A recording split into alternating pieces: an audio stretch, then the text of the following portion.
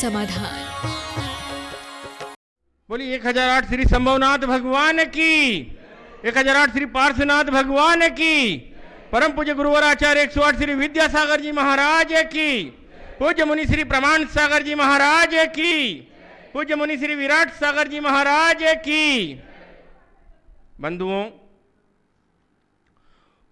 पूज्य मुनि श्री प्रमाण सागर जी महाराज ने अपनी प्रखर प्रज्ञा और अपने गुरुदेव के प्रति अपनी अटूट श्रद्धा से स्व कल्याण के साथ ही साथ पर कल्याण में इस भागम भाग आपाधापी भरी जिंदगी में आक्रांत मानव को सुख चैन के दो पल कैसे मिले, उसे उचित मार्गदर्शन कैसे मिले, जिससे वह अपने लौकिक व पारलौकिक दोनों ही भवों को सुधार कर लौकिकता में रहकर भी पारलौकिकता के समीप जा सके, इस हेतु पूज्य मुनिवर निरंतर चिंतनशील रहते हैं।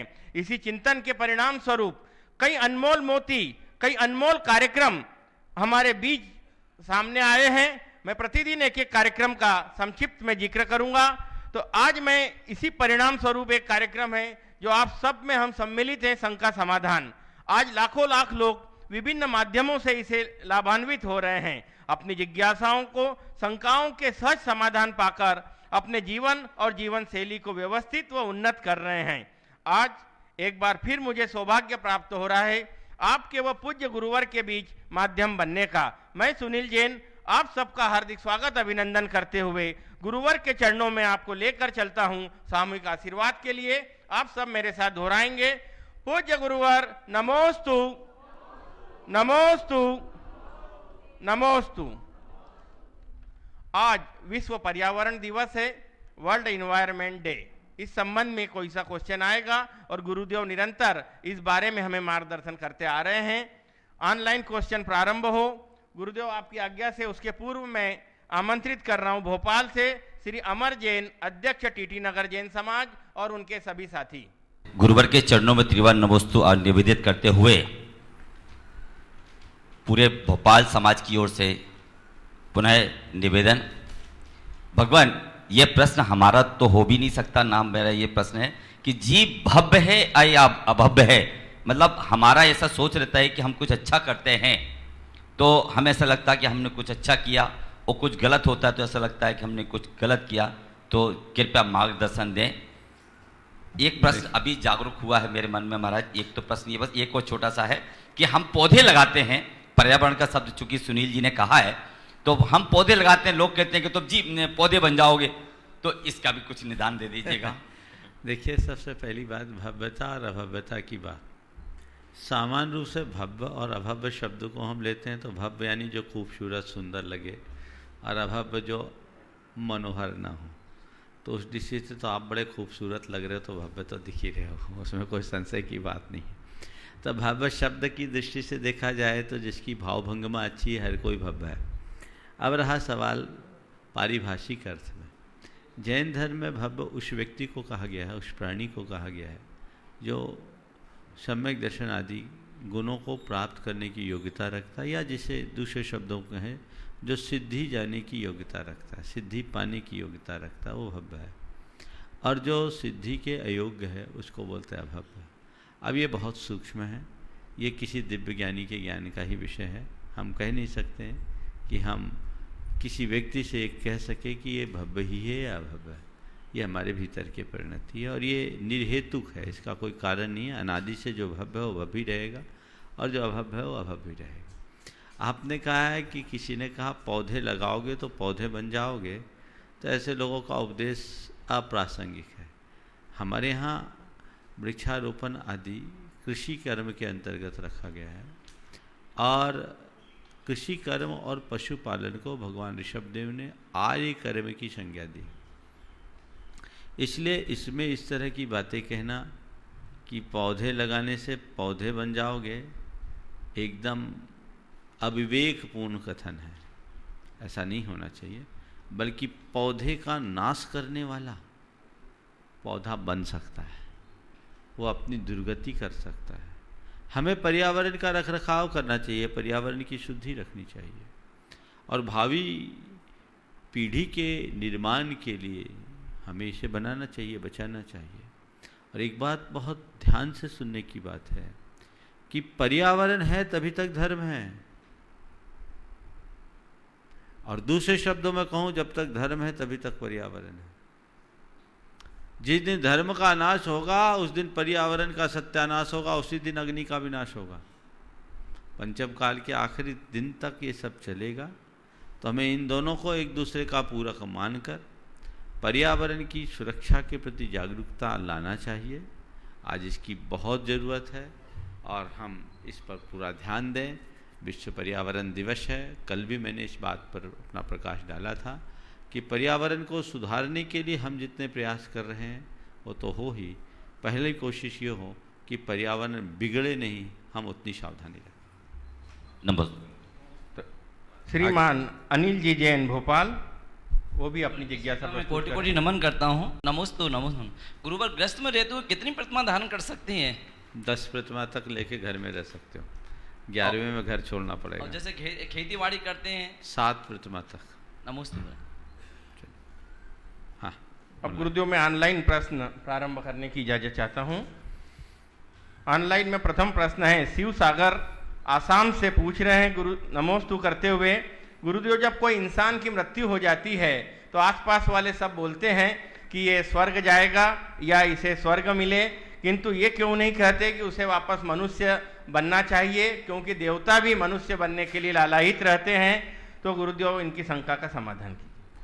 देखिए, कोई मरता है तो हम स्वर्ग की बात कहते हैं, बहुत अच्छा सवाल है। वो मनुष्य बने ऐसा क्यों नहीं कहते, जबकि देवता भी मनुष्य बनने के लिए लालायित रहते हैं? सवाल बहुत अच्छा है। मेरी राय में मनुष्यता को भोग कर वो मरा है तो किसी मनुष्य के भीतर मनुष्य बनने की इच्छा नहीं होती।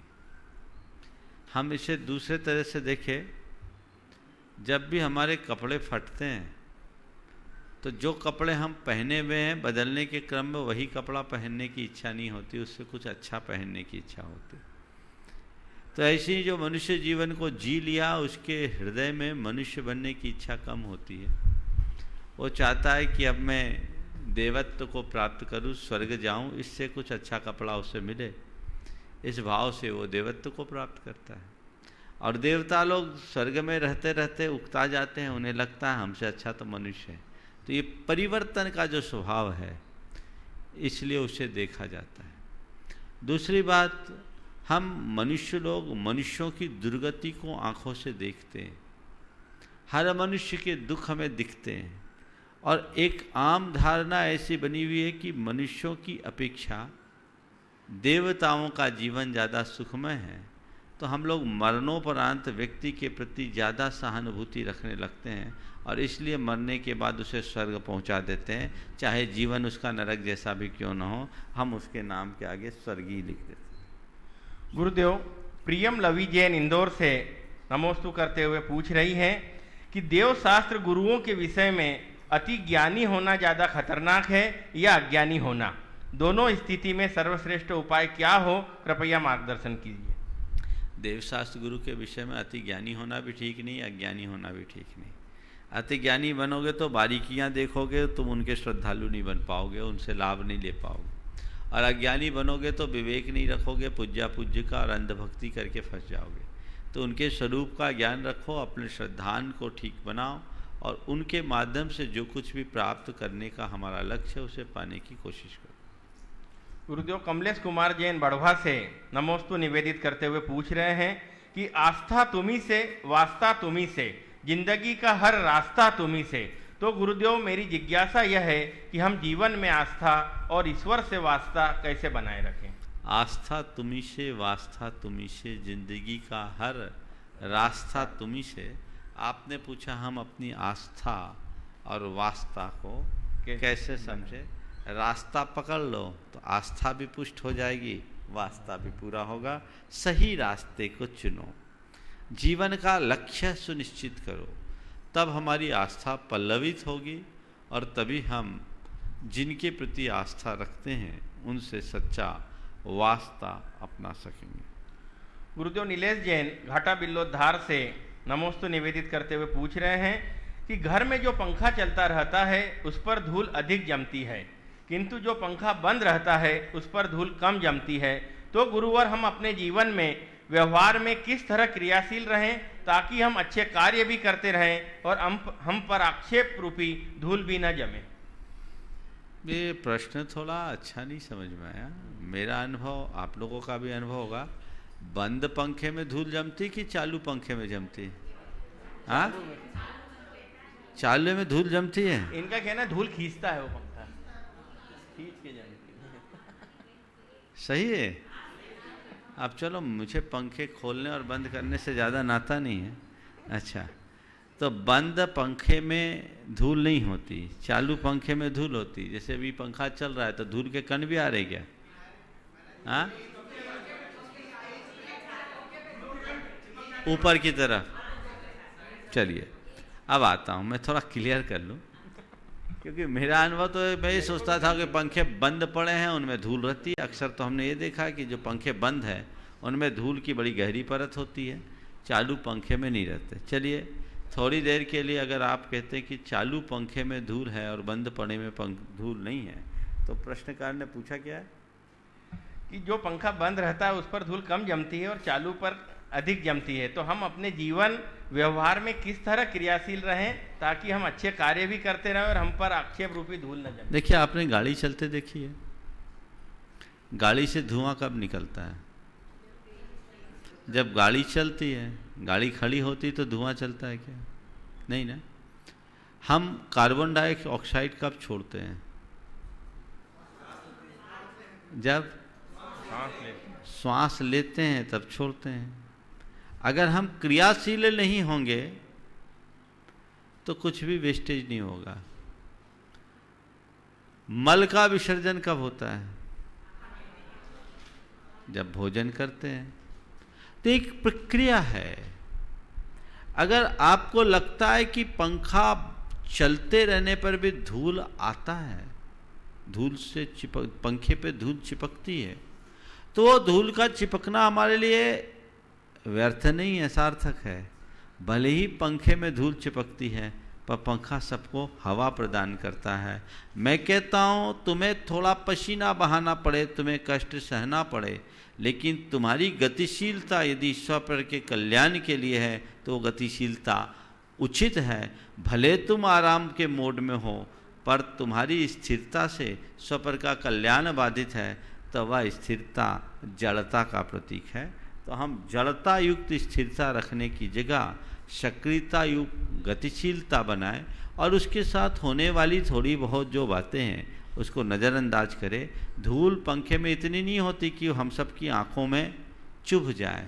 वो धूल हल्की है, स्वाभाविक है, वो तो होगी ही होगी, जो क्रियाशीलता का साइड इफेक्ट है।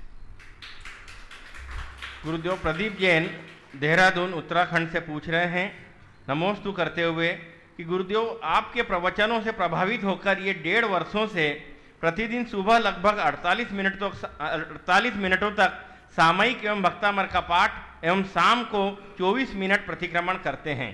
ये जानना चाहते हैं कि ये अब सुबह की सामयिक के बदले क्या भावना योग कर सकते हैं? देखिए, भावना योग भी सामयिक है, और मैं कहता हूँ हमारी जो पारंपरिक सामयिक है उससे ज़्यादा प्रभाव आपको मिलेगा। इसमें आपका मन पूरी तरह रिचार्ज होगा, आप इसका पूरा लाभ उठा सकते हैं।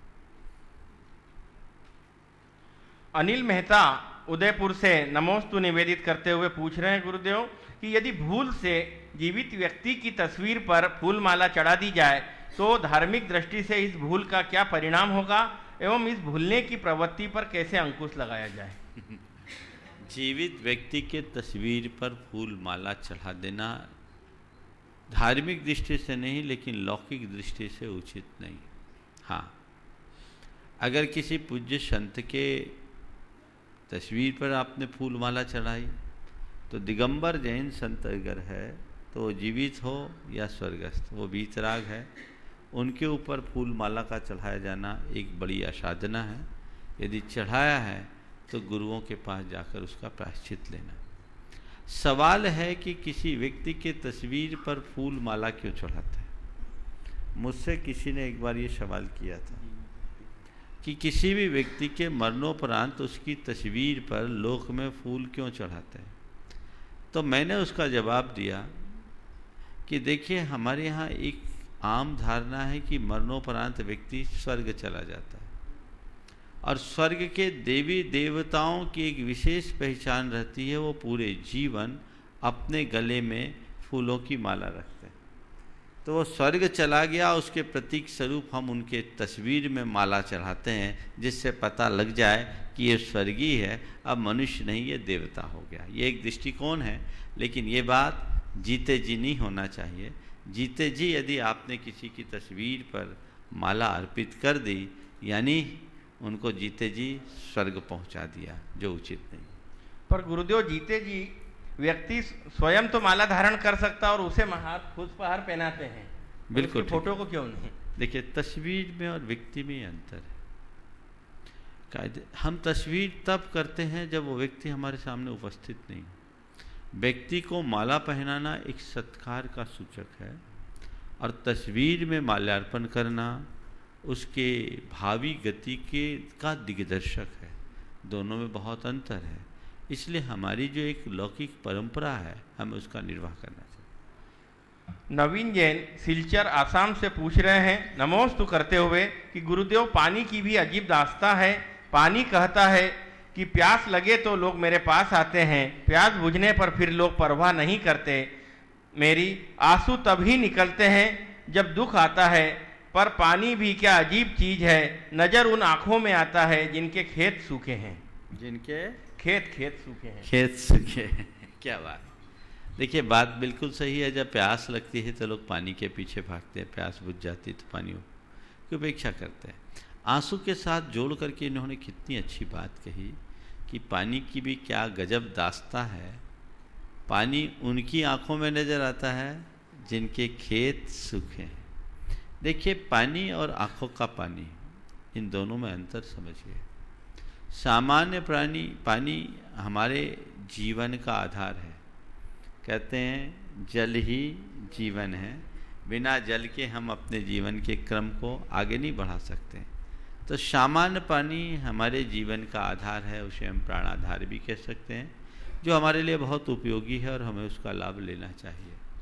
लेकिन आँखों का जो पानी है वो हमारे भावनाओं की धार है, और हमारी भावनाएं, हालांकि आज भी वैज्ञानिक ये स्पष्ट नहीं कर सके कि आँखों से पानी क्यों आता है, पर ये हमारे भावनाओं के कारण है। जो हम देखते हैं, हमारी भावनाएं बनती है और बदलती है, और उस कारण से आँखों से पानी आता है। तो ये हमारी भावनाओं की धार है। खेत सूखने के बाद आँखों से पानी आना उस व्यक्ति के भीतर से आहत होने का प्रतीक है, और हमें उसे उसी अर्थ में समझना चाहिए। गुरुदेव, साधना बनाइल नासिक महाराष्ट्र से नमोस्तु निवेदित करते हुए पूछ रही हैं कि यदि किसी की सुनने की शक्ति बहुत कम हो गई है तो वो ऐसे में आपका भावना योग सुनकर नहीं कर सकते, तो ऐसे में हम क्या करें? क्या गुरुदेव आप इसे लिखकर प्रस्तुत करेंगे ताकि अनेक इस प्रकार के लोग पढ़कर इसे कर सकें? देखिए, लिख कर के देने में कोई कठिनाई नहीं है, पर मैंने लिख कर देने की बात को इसलिए नज़रअंदाज किया, टाला, क्योंकि मुझे मालूम है जिस दिन ये टेक्स्ट रूप में आप लोगों के पास आ जाएगा तो ये आपका एक पाठ हो जाएगा, और पाठ आप फिर उसी तरीके से करेंगे जैसे अन्य पाठों को करते हैं। तो जैसे आलोचना पाठ करते हैं ना, वैसे आपका हो जाएगा। तो उससे आपको जो फील आना चाहिए, जो परिवर्तन आना चाहिए, वो नहीं होगा। दूसरी बात, भावना योग में मूल रूप से लॉ ऑफ अट्रैक्शन और ऑटो सजेशन की बात है। हम अपने सबकॉन्शियस में जिन बातों को भरना चाहते हैं, उनके लिए हमें वैसी शब्द योजना करनी चाहिए। मैं शांत हूँ, मैं शांत हूँ, मैं शांत हूँ। ये शब्द हम जब 3 बार दोहराते हैं तो उसकी छाप हमारे अवचेतन मन पर पड़ती है। और आपको पढ़ने दे, मैं शांत हूँ, मैं शांत हूँ, मैं शांत हूँ, क्या हुआ? पढ़ लिया फट से, तो वो फील नहीं आएगा। इसलिए इसको उसी तरीके से करना चाहिए। अब जो लोग सुन नहीं पाते हैं, उनके लिए आप ऐसी भावना भाएं कि वो सुनने में समर्थ हो जाए, आपके ओठों से वो अंदाज लगा ले और अपनी भावनाओं को पूरी तरह से वह रूप दे सके। गुरुदेव एसी जैन साहब आगरा से नमोस्तु निवेदित करते हुए पूछ रहे हैं कि मरणोपरांत अंग दान करने से क्या जीव की गति बिगड़ जाती है, और क्या गुरुदेव हम मरने के बाद देहदान कर सकते हैं या व्यक्ति का अंतिम संस्कार करना ही जरूरी होता है? देखिए, इस सवाल का उत्तर मैं अनेक बार दे दिया। मैं अक्सर कहता हूँ कि भैया जीते जी जो काम करना उसकी बात मुझसे करो, मरने के बाद नहीं। अब देह तुम्हारी बच्ची के हाथ, तुम तो चले गए, अब उसके बाद पीछे वाले जो करे सो करे। जहाँ तक सवाल है देहदान की उपयोगिता की, मैंने बहुत सारे चिकित्सकों से पूछा। आज के युग में पूरे देहदान की उपयोगिता अब नहीं बची, वो सब सड़ते रहती। जितना अध्ययन के लिए आवश्यक है वो लावारिसों से मिल जाता है, और आज तो सब चीज़ें कंप्यूटराइज्ड हो गई है, उनके माध्यम से अध्ययन अध्यापन किया जा सकता है। हाँ, अंगदान की उपयोगिता दिखती है वो भी तब जब एक निश्चित समयावधि में उन अंगों का विच्छेदन हो और व्यक्ति के वे अंग उस लायक हो। इसलिए लौकिक चीज़ें हैं, उन्हें उसी तरीके से देखना चाहिए। जहाँ उपयोगिता है वहाँ देखो, जहाँ उपयोगिता नहीं है वहाँ मत देखो। गुरुदेव डॉक्टर दृष्टि जैन उदयपुर से आशीर्वाद की आकांक्षी हैं। उनकी फाइनल ईयर की एग्जाम चल रही है और वो पूछ रही हैं कि ज्ञान की प्राप्ति के दो स्रोत हैं, विद्या और शिक्षा। गुरुदेव दोनों में क्या अंतर है? बहुत अंतर है। विद्या और शिक्षा सामान्य रूप से हम दोनों को एक मानते हैं, पर दोनों अलग अलग हैं। विद्या अर्जित की जाती है, शिक्षा ग्रहण की जाती है, ली जाती है। जिससे सीख मिले वो शिक्षा। और विद्या दो अर्थ में होती है। विद्या एक लब्धि के रूप में भी होती है, एक शक्ति के रूप में भी होती है, और विद्या एक कला गुण की प्राप्ति के रूप में भी होती है। लोक में अनेक प्रकार की विद्याएं हैं, प्रसिद्ध हैं। जो विद्याधर लोग होते हैं वो विद्या धारण करते हैं। 14 महाविद्याएं हमारे यहाँ प्रसिद्ध हैं। अनेक प्रकार की विद्या जो एक प्रकार के मंत्र तंत्र से संबद्ध होती है वो भी विद्या आती है। सामान्य रूप से विद्या जो हम लोग एक विद्यार्थी के अर्थ में लेते हैं, जो ग्रहण किया जाए तो उसको हम विद्या कहते हैं, जो हमारे अभ्यास से आती है। अभ्यास सारिणी विद्या, बुद्धि कर्मानुसारिणी। हम जितना अभ्यास करेंगे हमारे ज्ञान में उतना निखार आएगा। लेकिन शिक्षा है सीख। कोई व्यक्ति खूब विद्या अर्जन कर ले पर सीख ले ये कोई ज़रूरी नहीं। हमारे लिए बड़े बड़े ग्रंथों से जो शिक्षा नहीं मिलती, बड़े बड़े ग्रंथों के अध्ययन से ज्ञान मिल जाएगा, विद्या मिल जाएगी, लेकिन सीख एक छोटे से वाक्य से मिल जाती है जो हमारे जीवन को बदल डालता है। मेरे जीवन में एक प्रसंग आया। हम लोग बिहार कर रहे थे, काफ़ी थक गए थे, कच्चे रास्ते पे चल रहे थे। तो चलते चलते लोगों ने भटका दिया था। चलना था 14 किलोमीटर और लगभग 22-23 किलोमीटर की यात्रा। चलते चलते थक गए, जंगल का रास्ता था। एक किसान भाई मिला, उससे पूछे भाई हमें अमुक गांव जाना है, कितनी दूर है? उसने हिसाब लगाया, बोले आप दिन छिपते तक पहुंच जाओगे। अब हम लोगों को आकुलता हो रही थी, काफ़ी चलना हो गया था। भैया देखो दिन छिपते तक चल पहुंच जाएंगे ना? हाँ पहुंच जाओगे। फिर मन में आकुलता, देखो रात तो नहीं हो जाएगी? हम रात, ठंड का समय था, हम लोग रात में चलते नहीं आप पहुंच जाओगे। फिर बोले तुम सही बोल रहे ना, आज तक जितने बोले सब भटकाते रहे। हाँ बाबा हम सही बोल रहे हैं, आप पहुंच जाओगे। फिर थोड़ी देर आगे गए और बोले भैया देखो पहुंच तो जाएंगे ना? बोला दोनों हाथ जोड़े और उसने बुंदेलखंडी में कहा, महाराज रास्ता निगमे से कटत, बातों से नहीं। उसने बुंदेलखंडी में बोला, महाराज रास्ता निगमे से कटत, बातन से नहीं। तो हमने सोचा कितनी गहरी बात कह दी। रास्ता चलने से कटता है, बातों से नहीं। मैंने नोट किया, जो बातें बड़े बड़े ग्रंथों से सीखने में जीवन बीत जाता है, वो बात इस अनपढ़ किसान के एक वाक्य ने हमें सिखा दिया। समझ गए? तो ये सीख है, ये शिक्षा है। दोनों को अलग अलग संदर्भ में भी देखा जा सकता है। गुरुदेव अब उपस्थित जिज्ञासुओं में से मैं आमंत्रित कर रहा हूं। सर्वप्रथम श्रीमान कमल जी मंजू जी पांड्या, गुवाहाटी आसाम, और तैयार रहें श्री सुशील जी साधना जी पाटनी इंदौर। माइक हाँ बोलो। नमस्ते महाराज जी। सर्वप्रथम मेरे पूरे परिवार की तरफ से आपको 3 बार नमस्ते। महाराज श्री, मेरी शंका है कि आजकल महावीर भगवान ने कहा था कि मैं जिस मार्ग पर चला हूँ तुम लोग भी उस मार्ग पर चलो, लेकिन आजकल देख रहे हैं कि सब पूजा पाठ, विधान, शांति धारा और सब इसी को ही धर्म समझ रहे हैं, और वो भी सोने की माला, सोने के बर्तनों में पूजन। तो इसमें इस पे आत्म कल्याण से इन सब का क्या संबंध है? देखिए, बहुत अच्छा शब्द पूछा आपने, सवाल पूछा, और आज के प्रवचन सुने होते तो शायद आपको ये सवाल नहीं रहते। चलिए सुन लीजिएगा। आज मैंने कहा था कि आस्तिक कौन, इसे थोड़ा हमें समझ लीजिए। आपने पूछा कि भगवान महावीर ने जो कहा उसे भूलकर हम कर्म कांडों में क्यों उलझ गए हैं। आपके इस सवाल का सार ये है। देखिए, इसे हमें थोड़ा समझना है। आपकी बात से मैं कुछ अंशों में सहमत हूँ, पर पूरी तरह से नहीं। मुख्य रूप से भगवान महावीर ने या हमारे तीर्थंकर भगवंतों ने जो धर्म का स्वरूप बताया, उसका संबंध हमारी आत्मा की शुद्धि से है। हमारे जितने भी धार्मिक कार्यकलाप हैं वो केवल बहिरंग साधन है, लेकिन ये विडंबना है कि हमने साधन को साध्य मानने की भूल कर दिया।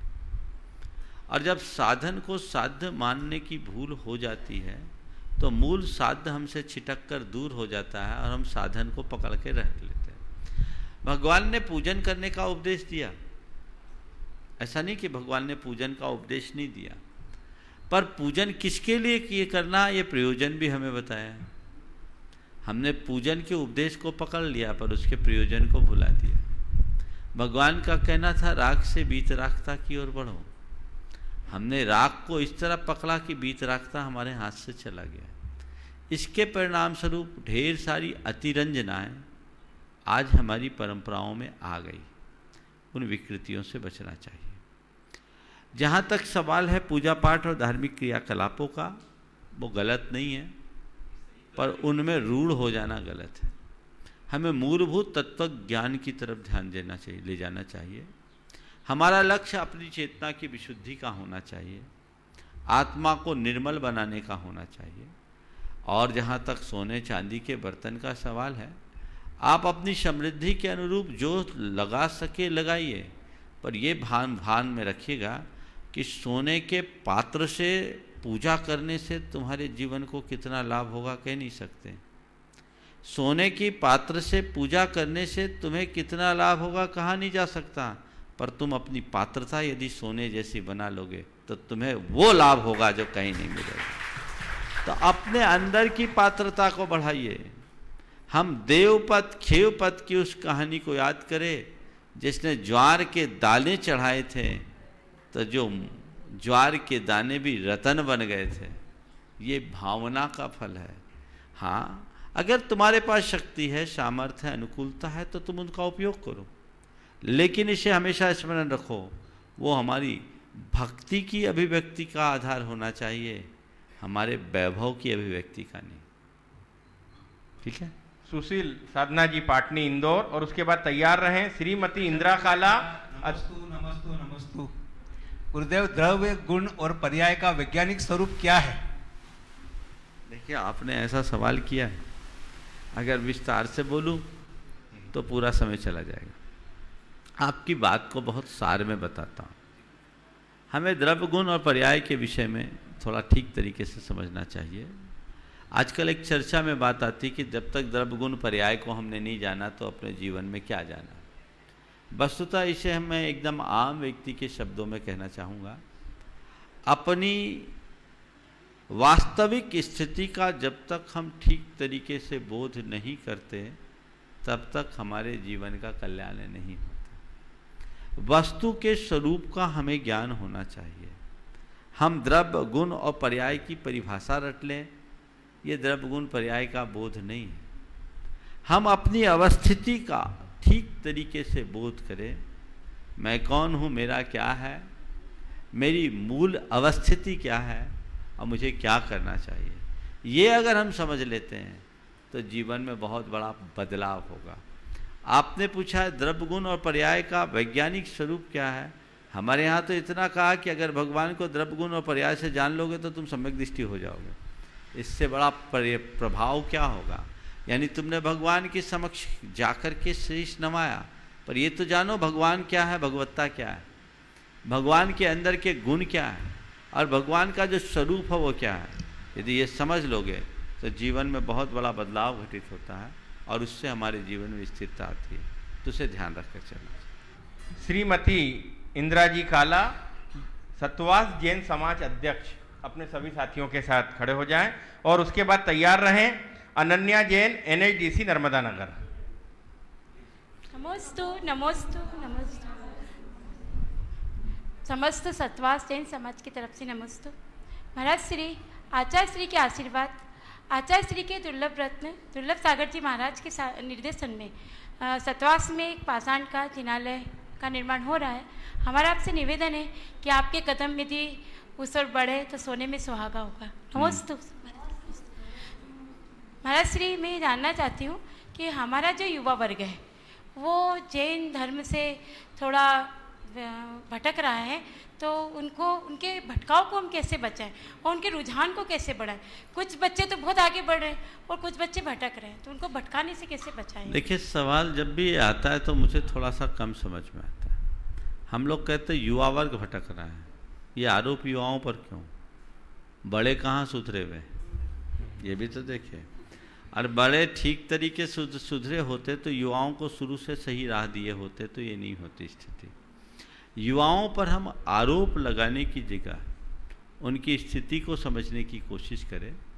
मेरा अनुभव तो ये कहता है कि युवाओं को यदि हमने तार्किक तरीके से कोई बात समझाई हो तो वो बहुत आसानी से समझता है, और न केवल समझता है अपितु उसे स्वीकारता भी।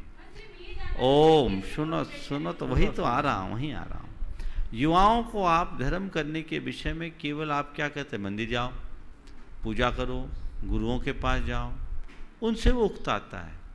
युवाओं को आप धर्म के प्रति लगाव जगाना चाहते हैं तो उनको स्ट्रेस मैनेजमेंट की भाषा सिखाएं, अपने जीवन के अन्य प्रकार के प्रबंध की बात सिखाएं, जीवन में उतार चढ़ाव आने पर ठहराव कैसे ला सकें, अपने इमोशंस पर कंट्रोल हम कैसे करें, अपनी बैड हैबिट्स को हम कैसे दूर करें। ये बातें जब हम उन बच्चों को सिखाते हैं, समझाते हैं, तो उन्हें लगता है कि वाकई में धर्म का बड़ा प्रैक्टिकल इम्पैक्ट है, और तब वो धर्म के प्रति आकर्षित होते हैं। उनको समझ में आएगा कि भगवान की पूजा करने से मेरी पॉजिटिविटी बढ़ेगी। उनको समझ में आएगा गुरुओं की शरण में आने से मेरा सेल्फ कॉन्फिडेंस ग्रोथ करेगा। हम ये बातें सिखाएं आज की भाषा में, जब हम उन्हें बात बताएं तो आज का युवा हर चीज़ को बड़े प्रैक्टिकली देखना चाहता है।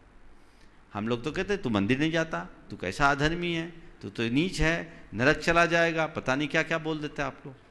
तो वो चीज़ छोड़िए, उन्हें धर्म के व्यवहारिक स्वरूप का बोध कराइए, उसके लिए वो सहज ग्राह्य होगा, अपना ले। अनन्या जैन, NHDC नर्मदा नगर, और तैयार है रोशनी जैन, NHDC नर्मदा नगर। नमोस्तु महाराज जी, मेरा प्रश्न है कि माता जी को नमोस्तु तथा महाराज जी को वंदामी क्यों नहीं बोल सकते? बिल्कुल ठीक कह रही हैं। माता जी को नमोस्तु, महाराज जी को वंदामी क्यों नहीं कह सकते? फिर ये भी कहते महाराज जी को नमस्ते क्यों नहीं कह सकते? देखो ये प्रोटोकॉल है, समझ गए? जिसके बहुमान के लिए जो शब्द लिखा गया है वही बोलना चाहिए, ठीक है? हाँ, हालांकि वंदामी और नमोस्तु शब्द में अंतर नहीं है। अर्थ बोलोगे तो दोनों का एक ही अर्थ है। नमोस्तु आपको नमन हो, और वंदामी यानी आपकी वंदना करते हैं, और नमस्ते आपके लिए नमस्कार हो। अर्थ में कोई अंतर नहीं है। लेकिन जब हम मुनि महाराज को नमोस्तु बोलते तब के भाव, किसी आयरिका को वंदामी कहते तब के भाव, या आपस में किसी को नमस्ते कहते हैं तब के भाव में कितना अंतर होता, अंतर आता है। ऐसे समझ। श्रीमती रोशनी जैन, NHDC नर्मदा नगर, और तैयार रहें श्रीमान प्रदीप जी, रंजना जी जैन, मंडलेश्वर। महाराज जी, मैंने जिनवाणी में पहले पढ़ा था कभी कि है ना, शास्त्र को देखते समय प्रथमम कर्णम चरणम द्रव्यम नमः बोलना चाहिए, तो इसका क्या अर्थ होता प्रथमम कर्णम चरणम द्रव्यम नमः, यानी प्रथमानियोग प्रथमम, कर्णानियोग कर्णम, चरणानियोग चरणम और द्रव्यम यानी द्रव्यानियोग। इनको मेरा नमस्कार हो सारी जिनवानी। हाँ। श्रीमान प्रदीप जी रंजना जी जैन मंडलेश्वर और तैयार रहें पिंकी मनीष जी सेठी धर्मपुरी। पलक पावड़े बिछाए स्तुति बाल महिला बाल मंडल पाठशाला मंडल आपको बारंबार नमोस्तु करते हैं और परिवार की ओर से मंडलेश्वर समाज की ओर से छोटे छोटे गांवों की ओर से बारंबार नमोस्तु नमोस्तु नमोस्तु। नमस्ते महाराज जी। वर्तमान कठिन परिस्थिति में दिगंबर जैन मुनि परिश्रमों को सहते हुए मोक्ष मार्ग पर अग्रसर हो रहे हैं। यह सब पूर्व पुण्य से हो रहा है अथवा इस जन्म के तप का प्रभाव है? कृपया समाधान कीजिए। देखिए निश्चित रूप से अगर हम देखें कि इस कली काल में दिगंबर मुनि का अपनी निर्दोष दिगंबर चर्या का निर्वाह करना ये साधारण बात नहीं। आज से 1000 वर्ष पूर्व ये लिखा गया, कलौ काले चले चित्ते देहे चानादि कीटके एतत् चित्तम यदत् संति जिन रूप धरा नरा। कलयुग है, चित्त चलायमान है, शरीर अन्न का कीड़ा है। ऐसे युग में भी इस बीतराग निर्गंथ चर्या का पालन करने वाले अगर मुनिजन हैं तो ये एक आश्चर्य है। आपने पूछा है पूर्व जन्म के पुण्य का फल है या तपस्या का प्रताप। जो भी मुनि बनते हैं जिनके अनेक जन्मों का पुण्य एक साथ फलता वही मुनि बन पाते हैं। मुनि बन पाना सबके बस की बात नहीं।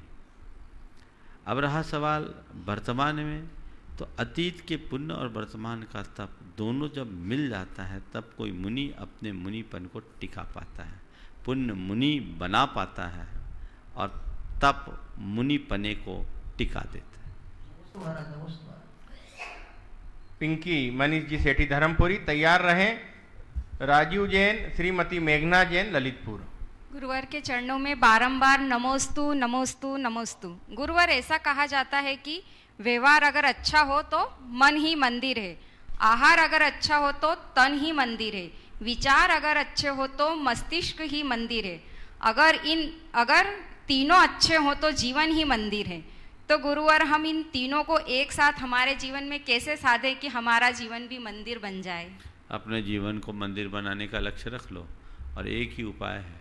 अगर जीवन को मंदिर बनाना चाहते हो तो हृदय में भगवान को विराजमान कर लो, अंदर से भगवान विराज जाएंगे, तुम्हारा जीवन मंदिर हो जाएगा, तुम्हारा व्यवहार भी अच्छा होगा, तुम्हारा विचार भी अच्छा होगा, तुम्हारा आहार भी अच्छा होगा। और चौथा क्या बोला था?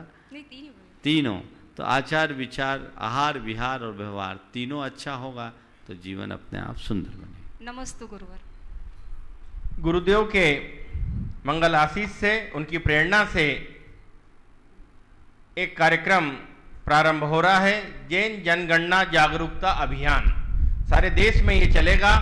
इसके विस्तृत परिणाम तो गुरुदेव ही बताएंगे, किंतु 7 तारीख को परसों यहाँ सिद्धवरकुट सिद्ध क्षेत्र में गुरुदेव के सानिध्य में इस संबंध में एक वृहद मीटिंग का आयोजन किया गया है ताकि पूरे देश में ये कार्यक्रम कैसे संपादित किया जाए। तो इसके लिए हमारे बीच उपस्थित हैं श्रीमान Sunil ji Jain, additional DG retired सांख्यिकी विभाग, हाँ। गुड़गांव निवासी। अब वो तैयार रहें। हाँ बोलिए, पूछिए ललित। चरणों में बारंबार नमोस्तु नमोस्तु नमोस्तु। मुनिश्री के किस सम्यक दर्शन में चलमल अगाड़ दोष लगते हैं? चलो श्रीमान सुनील जी, श्रीमती सुनील जी के साथ। जैन जनगणना 2011 के अनुसार 12,000 जैनी जनजाति के पाए गए। ये जनजातियां जो हैं करीब करीब सभी जनजातियों में सभी राज्यों में पाई गई, जैसे कि लेपचा, संथाल, गौंड, तमांग, लिम्बू, ये सभी जातियों में जनजातियों में जैन पाए गए। क्या महाराज श्री यह संभव है? देखिए वर्तमान में जो जनगणना के आंकड़े हैं उनमें बहुत सारी बातें ऐसी लगती हैं जो सच्चाई से परे। मुझे तो ऐसा प्रतीत होता है कि लोगों ने घर बैठे सब चीज़ें लिख दी और वो रिकॉर्ड चला गया। जैन जनगणना से जुड़ी हुई बहुत सारी बातें आपने अभी मुझे कक्ष में भी बताया और मैंने कहा कि इन सबको बिंदुवार, परसों बैठक है ही, पूरे देश के बीच जाना चाहिए। हमारे यहाँ सभी राज्यों में जनजातीय लोगों को 12,000 संख्या जैनियों की बता दी, जबकि एक भी जैनी जनजाति में नहीं है। कदाचित कुछ तमाड़ के लोगों ने किया भी होगा, आपके जिनको हम सराक कहते हैं, पर आपको सुनकर आश्चर्य होगा, सराक जैन हैं, वे जैन धर्म का विशुद्धतया पालन भी करते हैं बहुत आयत, लेकिन उनको जनजाति का दर्जा नहीं मिला, वो ओबीसी में भी नहीं, उनने तो आंदोलन भी किया उसके लिए। तो हमें नहीं दिखता कि देश में कहीं भी किसी भी शेड्यूल ट्राइब में कोई जैन रहे होंगे। ये इस बात का प्रमाण है कि हमारी जनगणना ठीक नहीं हुई। इसी प्रकार 242 जो वेगर्स की बात की गई है, ये भी मुझे मनगढ़ंत ही दिखता है। तो बहुत सारी चीज़ें हैं जो ये दर्शाती है कि ये जनगणना सही नहीं है और हमें यही जागरूकता लानी है। मैं तो आपसे कहूँगा, आपके पास तो पूरा आंकड़ा है और आप इस विभाग से संबद्ध भी रहे हैं, तो आपके अनुभवों का लाभ अब रिटायरमेंट के बाद समाज को मिलना चाहिए और समाज में एक जागरूकता होनी चाहिए, ताकि आने वाले 2021 की जनगणना में हम इन सारे भूलों को सुधार सके और समाज की वास्तविकता का आकलन कराने में निमित्त बन सके। डॉक्टर मृदुल जी जैन, आप पूछेगी? हाँ पूछिए। नमोस्तु महर्षि, नमोस्तु महर्षि। तत्व सूत्र में एक सूत्र आया है, मूर्छा ही परिग्रह है, तो ये मूर्छा का मतलब क्या है और परिग्रह कैसे है? ये धन, संपत्ति आदि बाह्य पदार्थों का ममत्व मूलक संग्रह मूर्छा है। समझ गया? तो हम बाह्य पदार्थों का जो ममत्व मूलक संग्रह करते वो मूर्छा है, या हमारे मन के ममत्व का नाम मूर्छा है। तो जहाँ ममत्व है वो मूर्छा है, और ममत्व से प्रेरित होकर हमने जिन्हें संग्रहित किया वो भी मूर्छा है, जिसे परिग्रह कहा। डॉक्टर मृदुल जी जैन, ट्रस्टी गुणायतन देहली, और तैयार रहें श्रीमान प्रद्युम्न जी जैन देहली, ट्रस्टी गुणायतन। चलो डॉक्टर बन गए। नमस्ते महाराज श्री, शत नमन। श्रावकों को ऐसे कौन सी भावनाएं भानी चाहिए कि वे संतों की चर्या में सहयोगी बन सकें? देखिए, साधुओं को, श्रावकों को संतों की चर्या में सहयोगी बनने के लिए भावना बांधने की बात आपने पूछी। बस हमेशा उनको ये भाना चाहिए कि हमें संतों का समागम मिलता रहे, उनका मार्गदर्शन हमें मिले और हम अपने द्रव्य का कुछ अंशों में उपयोग उनकी सेवा शुश्रूषा में करते रहें। ये 2 लाइनें आपको मैं बोलता हूँ, जिसे रोज दोहराए, हर कोई दोहराए। मात्र भावना मम रहे, टूटे कर्म संयोग। दोहराइए सब। मात्र भावना मम रहे, टूटे कर्म संयोग। देव शास्त्र गुरुदेव का, देव शास्त्र गुरुदेव का, सदा मिले सुयोग, सदा मिले सुयोग। बस ये 2 लाइनें खूब दोहराइए, दोहराइए, दोहराइए, तो उनकी सेवा करने का भी सौभाग्य मिलेगा और सानिध्य लाभ भी मिलेगा। नमस्ते महाराज। डॉक्टर प्रद्युम्न जी देहली, और तैयार रहें श्रीमान कपूर चंद जी, श्रीमान गुलजारी लाल जी जैन, ट्रस्टी गुणायतन, सिद्धवरकुट। नमोस्तु महाराज श्री। महाराज श्री, मेरा प्रश्न आज सुबह के प्रवचन से संबंधित है। मैं थोड़ा सा कंफ्यूज हो गया उसमें। आपने कहा नास्तिक, आस्तिक, धार्मिक और अधार्मिक। उसमें आपने एक बात कही कि लोग भगवान को भी अपना पार्टनर बना लेते हैं, बिजनेस के अंदर परसेंटेज का शेयर बना लेते हैं। जबकि मैंने कुछ दिनों पहले क्या, आपने कई बार कहा कि जब पैसा कोई व्यक्ति कमाता है, बिना पाप के पैसा आता नहीं है। दूसरी चीज़ आपने कहा, हमेशा से पैसे का सदुपयोग ये है कि हर व्यक्ति को अपने जीवन काल में कुछ ना कुछ परसेंटेज के तौर पर अपनी जो आय का है वो निकालना चाहिए। अब महाराज, एक तरफ अगर हम निकालते हैं पैसा, हर धर्म कहता है, मैं एक सजेशन भी देता हूँ लोगों को, और दूसरी तरफ आपने कहा कि लोग भगवान को पार्टनर बना लेते हैं पैसे में। देखिए, मैं कंफ्यूज हो गया। मैंने जिस संदर्भ में कहा, अगर आपने उस पर थोड़ा ध्यान दिया होता तो शायद सवाल नहीं होता।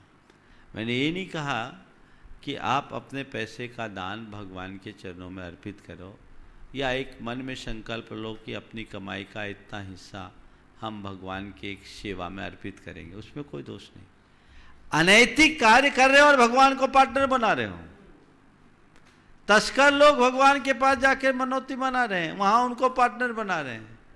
डकैती करने जा रहे हैं और भगवान के पास जाकर के पहले मनौती मान रहे हैं और फिर आकर के भगवान को घंटा चढ़ा रहे हैं।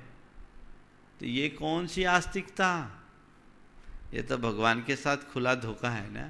अच्छे कर्म करके नैतिकता और प्रामाणिकता से द्रव्य उपार्जित करो और अपने द्रव्य का एक हिस्सेदार अगर आप पारमार्थिक कार्यों के लिए बना देते हो कि इतना रुपया हम भगवान के नाम के लिए अर्पित करते हैं, जिसके लिए हमारे यहाँ धर्मादा कहा है, परमार्थ कहा है, आप किसी एक भगवान विशेष के लिए भी अर्पित कर सकते हो, तो इसमें कोई दोष नहीं है, आप कर सकते हैं। लेकिन मैंने जो बात कही वो अनैतिक कृत्यों को करने वालों के लिए कही। नमस्ते महाराज। श्रीमान गुलजारी लाल जी जैन, ट्रस्टी गुणायतन सिद्धवरकोट, और तैयार रहें श्रीमान कपूर चंद जी जैन, कोटा। परम पूज गुरुवर कोटिसा नमोस्तु। महाराज जी, जाप और सामायिक में क्या अंतर है, और सामायिक में जाप को शामिल कर सकते हैं क्या? जाप सामायिक में शामिल हो सकती है क्या? जैसे किसी को 12 भावना नहीं आ रही या कोई गुणानुवाद नहीं कर पा रहा भगवान का। हो गया। जाप और सामायिक क्या है? सामायिक का मतलब क्षमता, आर्तरोत परित्यागत अद्धि सामायिकम मतम। इधर उधर के संकल्प विकल्प को छोड़कर अपने मन को शुभ में रमाना सामायिक। जाप भी सामायिक का एक अंग है, लेकिन जाप अगर हम स्थिरता पूर्वक करें तो सामायिक, समझ गए? तो हम स्थिरता पूर्वक जाप करते हैं तो सामायिक है, क्योंकि जाप भगवान के स्मरण का नाम है और वह उसमें अंतर्भूत हो सकता है। जिनसे और कुछ नहीं बन सकता वो जाप से सामायिक कर सकते हैं। श्रीमान कपूर चंद जी जैन, कोटा, और तैयार रहें श्रीमान एनएल जैन साहब, जयपुर, पूर्व सीईओ गुणायतन। गुरुवर के चरणों में पुण्य पुण्य नमन। गुरुवर, सबको खुश रखना, गुरुवर सबको खुश रखना जिंदा मेंढक को तराजू में तोलने जैसा है, एक को बिठाओ तो दूसरा कूद जाता है। तो गुरुवर सबको खुश करने के लिए मार्गदर्शन चाहिए आपकी 4 बातों से। खुद को खुश रखोगे तो सब खुश रह पाएंगे। तुम खुद में ही खुश नहीं तो औरों को खुश कैसे करोगे? इसलिए खुद को खुश रखने की कोशिश करो। हम औरों की गारंटी नहीं ले सकते, लेकिन ये मान के चलो हम खुश रहेंगे तो खुश रखेंगे। नमस्ते गुरुवर, नमस्ते। श्रीमान एनएल जैन साहब, जयपुर, और तैयार रहे कुमारी कृति मनीष जी सेठी, धर्मपुरी। परम पूज्यवर, बारंबार नमन। महाराज श्री, भगवान ने हर एक को दृष्टि दी है। दृष्टि भी कई तरह की, जैसे देव दृष्टि, दिव्य दृष्टि, ध्यानस्थ दृष्टि, त्रिनेत्री दृष्टि, दूरदृष्टि आदि आदि। महाराज जी, अगर किसी व्यक्ति में अगर विपरीत परिस्थिति अगर आए तो ये किस दृष्टि का अनुसरण करे? विपरीत परिस्थिति आए तो सकारात्मक दृष्टि रख लो, बस सारी चीज़ें अपने आप ठीक हो जाएगी। दृष्टि को हम सकारात्मक बनाते हैं तो सारी चीज़ें ठीक हो जाती हैं। नमस्ते महाराज श्री। पिंकी मनीष जी सेठी, धर्मपुरी, और तैयार रहे श्रीमान अतुल जी लाधानी, शिरोमणि संरक्षक, गुणायतन। नमोस्तु गुरुदेव। मेरा प्रश्न यह है कि हम कई बार दूसरों से कुछ ऐसी कमिटमेंट्स कर देते हैं जिसे समय आने पर परिस्थितिवश अथवा मन की इजाज़त न होने के कारण पूर्ण नहीं कर पाते। ऐसी सिचुएशन में सामने वाले व्यक्ति से हमारे संबंधों में दरार पड़ने का डर रहता है, किंतु वह काम करने का मन भी इजाज़त नहीं देता। तो ऐसी सिचुएशन में क्या किया जाए कि संबंध भी खराब ना हो और हम वही करें जो हमारा दिल कहे? देखिए, सबसे पहले तो मैं आपसे कहूँ कि कमिटमेंट चाहे जब मत करो। जब खूब प्रसन्नता हो तो कोई कमिटमेंट मत करो, मन में गुस्सा हो तो कोई कमिटमेंट मत करो, समझ गए? शांति की स्थिति में ही कमिटमेंट करना चाहिए और सोच समझ कर करना चाहिए। पूर्वा पर विचार करके जो कमिटमेंट करते हैं उसको फुलफिल करने में कोई दिक्कत नहीं होती, लेकिन जो कमिटमेंट बिना सोचे समझे होते हैं उन कमिटमेंट्स को पूरा कर पाना कभी कभी बहुत जटिल हो जाता है। अब रहा सवाल, हमने किसी से कमिटमेंट कर दिया और बाद में हमारा मन उसके लिए तैयार नहीं और वो हमारी मर्यादा के भी विरुद्ध है, तो हमें इसमें बहुत विनम्रता के साथ सामने वाले को निवेदन कर देना चाहिए और उनसे क्षमा मांगना चाहिए कि कमिटमेंट हमने किया जरूर, पर आज हम उस कमिटमेंट को पूरा करने की स्थिति में नहीं है, क्योंकि मुझे ये मेरे अनुकूल नहीं दिख रहा है, ये मेरे मर्यादाओं के भी बाहर है। हालांकि कोई ऐसा कमिटमेंट है जिससे सामने वाले का काम पूरा प्रभावित होता है और उस कमिटमेंट को पूर्ण करने में हमारी मर्यादाएं कहीं खंडित नहीं होती। तो हमें अपने कमिटमेंट का धनी बनना चाहिए और उसे पूरा करने की पूरी कोशिश करनी चाहिए। श्रीमती अतुल जी लाधानी और तैयार रहें श्रीमान विकास जैन सिद्धम NHDC मोटक। गुरुदेव के चरणों में मेरा भावपूर्वक नमोस्तु नमोस्तु नमोस्तु। गुरुदेव, हम भगवान की पूजा करते हैं और भक्ति और भाव से करते हैं, तो हमें मांगने की ज़रूरत नहीं पड़ती कि संसार ताप विनाशनाय चंदनम वगैरह मोक्ष फल प्राप्त है या क्षुतारोग विनाशनाय। फिर भी इसका क्या प्रयोजन है? क्योंकि ये तो पूजा बोल लेने के बाद माँ किसी में दिखता तो नहीं है कि हमने कुछ संसार ताप से देखिए, इसके अर्थ को थोड़ा ठीक तरीके से समझना चाहिए। हालांकि ये सब प्रक्रियाएं बहुत बाद में जुड़ी है, अर्वाचीन है। प्राचीन पूजन की पद्धति में देखते हैं तो वहाँ मिलता हम जल से आपकी पूजा करते हैं, हम चंदन से आपकी पूजा करते हैं, तो आप ऐसा भी बोल सकते हैं। और संसार ताप विनाशनाय का मतलब ये नहीं कि मैं अपने संसार ताप को विनष्ट करने के लिए, जिनने अपने संसार के ताप का विनाश कर लिया उनको चंदन चढ़ा रहे हैं, जिनने जन्म जरा मृत्यु को विनष्ट कर लिया उनको हम जल चढ़ा रहे हैं, जिनने काम बाण का विध्वंस कर लिया उनके लिए हम ये पुष्प चढ़ा रहे हैं। इसमें तो कोई दिक्कत नहीं है, अर्थ वही है। लेकिन दूसरा अर्थ आप निकालते हैं कि मैं अपने संसार ताप के विनाश के लिए स्वार्थ जोड़ लेते हैं। तो अगर ये करना है तो ये बोलो कि जिन्होंने जन्म जरा और मृत्यु को पार कर लिया, ऐसे देव शास्त्र गुरु के लिए या भगवान महावीर जिनेंद्र को हम अर्घ्य चढ़ा रहे हैं, जल चढ़ा, तो वो ज्यादा पूजा यही करना चाहिए, यही करना चाहिए। नमस्ते। श्रीमान विकास जैन सिद्धम NHDC मोटक का और तैयार रहें श्रीमान राजा जी जैन कानपुर।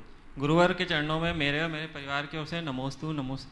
गुरुवार, मेरा प्रश्न है कि हम प्रतिदिन मंदिर में श्री जी के अभिषेक और शांति धारा तो करते हैं, मगर समय अभाव के कारण पूजा नहीं कर पाते हैं, तो गुरुवार पूजा नहीं करने पर क्या पाप का बंध होगा? पाप का बंध नहीं होगा, पुण्य थोड़ा कम लगेगा, आधा होगा, कोई दिक्कत नहीं। अर्घ्य चढ़ा देते हैं, अर्घ्य भी एक प्रकार की पूजा है, और जिस दिन समय हो ना उस दिन पूरी पूजा करके कसर निकाल लिया करो। श्रीमान राजा जी जैन कानपुर और तैयार रहें श्रीमती प्रीति जैन इंदौर। गुरुवार के चरणों में मेरा और मेरे परिवार की तरफ से बारंबार नमोस्तु। गुरुवार, एक ये जिज्ञासा थी कि आज देखा जा रहा है कि जो बुरे लोग हैं वो आजकल बुरा काम करके भी आज सुखी हो पा रहे हैं, और जो अच्छे लोग हैं वो अच्छा काम करके भी सुखी नहीं हो पा रहे हैं। ऐसा किस वजह से हो पा रहा है? देखिए, ये धारणा गलत है जी। बुरे लोग बुरा काम करके संपन्न हो रहे हैं, सुखी हुए नहीं। अच्छे लोग अच्छा काम करते भी गरीब क्यों हैं, ये आप कह सकते हैं।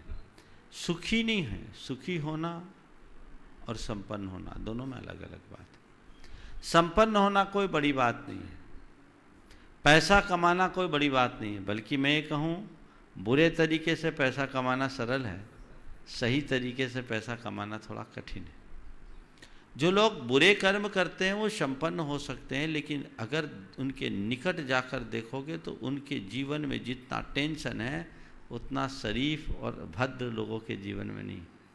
उनका मन हर पल भयाक्रांत होता है, उनके चित्त में अनेक प्रकार की शंकाएं होती है, वो हर पल डरते डरते जीते हैं, अंदर बड़ा तनाव होता है। आप उनके जीवन में निकट में जाकर देखो तो जहाँ पाप होगा वहाँ संताप होगा ही होगा। बुरे कर्म करने वाला कभी व्यक्ति सफलीभूत नहीं हो सकता, समझ गए? और अच्छा कर्म करने वाला गरीब भले होगा लेकिन वो कभी दुखी नहीं हो सकता। मैं आपको एक उदाहरण देता हूँ, आपका ही उदाहरण। आप मान लीजिए किसी की जेब काट ली, किसी ने जेब काटा, जेब काटने के बाद बगल में बैठे हैं, आपके मन में खटका आएगा कि नहीं आएगा? हाँ, कितनी देर बाद? तुरंत आएगा ना। लेकिन आपने किसी गरीब व्यक्ति को, भूखे व्यक्ति को भोजन कराया, 100 रुपया खर्चा किया, आपके मन में संतुष्टि आएगी कि नहीं? कितनी देर बाद? तुरंत ना।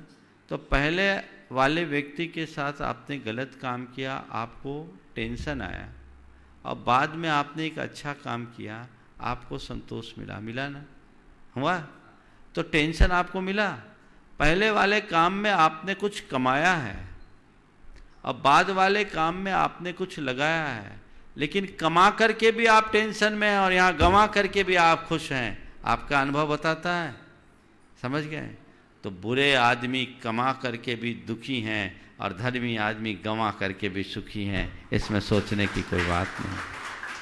श्रीमती प्रीति जैन इंदौर, और तैयार रहें आदित्य श्वेता जैन शाहपुर गणेशगंज। गुरुदेव के चरणों में कोटि कोटि नमन। इंदौर, झांसी, ललितपुर समाज की ओर से आपको कोटि कोटि नमन। गुरुदेव, आज वर्ल्ड एनवायरनमेंट डे है, तो गुरु के सम्मुख में ये प्रार्थना करना चाहती हूँ कि आपके द्वारा जितने भी लोग सुन रहे हैं वो जैसे छोटे छोटे ओकेज़न या बड़े ओकेज़न पर जो डिस्पोजेबल यूज़ करते हैं तो हज़ारों की संख्या में वो प्लेट्स और ग्लास इकट्ठे हो जाते हैं, तो उससे कितना पोल्यूशन क्रिएट हो रहा है। क्या हम अपनी प्राचीन सभ्यता जब स्टील के बर्तन का यूज़ होता था उस पर वापस जाएं और इसको बहुत सम्मानजनक दृष्टि से देखा जाए? बिल्कुल ठीक है, ये तो मैंने अनेक बार बोला है, आपने बहुत अच्छे दिन ये याद दिलाया है। हम तो कहते हैं पॉलीथीन का प्रयोग कम से कम कीजिए, बल्कि ना कीजिए। ये पॉलीथीन अभिशाप है। डिस्पोजल का उपयोग तो करना ही नहीं चाहिए। अभी कल ही मैंने यहाँ क्षेत्र कमेटी के महामंत्री से कहा था, विजय जी से, आप वेन कीजिए। ये देख रहा हूँ मैं, लोग बाहर के लोग आते हैं डिस्पोजल यूज करते हैं, बिल्कुल नहीं होना चाहिए। इससे पर्यावरण खंडित होता है, ये फालतू शान की बात है। लोगों में जागरूकता होनी चाहिए, आप लोग भी इस विषय में जागरूक रहें और तदनुरूप ही कार्य करें। आदित्य श्वेता जैन शाहपुर, और तैयार रहें अतिशय जैन सतवास। नमस्ते गुरुवर, मेरा क्वेश्चन है कि बाहरी वातावरण से अपने आप को बचाते हुए अपने भावों को शुद्ध कैसे रखें? बाहरी वातावरण से अपने आप को बचाते हुए भावों को शुद्ध रखने का एक ही तरीका है, अपनी सीमा सुनिश्चित कर लो, बाउंड्री फिक्स कर लो। इस बाउंड्री से बाहर मैं किसी भी परिस्थिति में नहीं जाऊंगी। मुझे अपने दायरे का ध्यान रखना है, उस दायरे का उल्लंघन कभी नहीं करना। अतिशय जैन सतवास।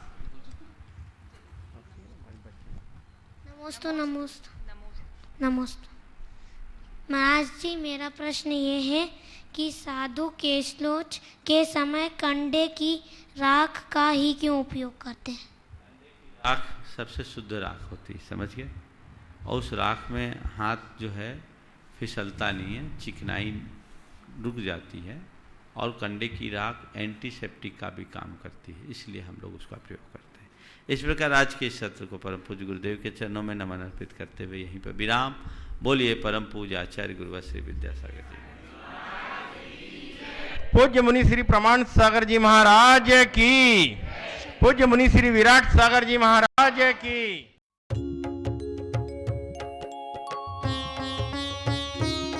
शंका समाधान।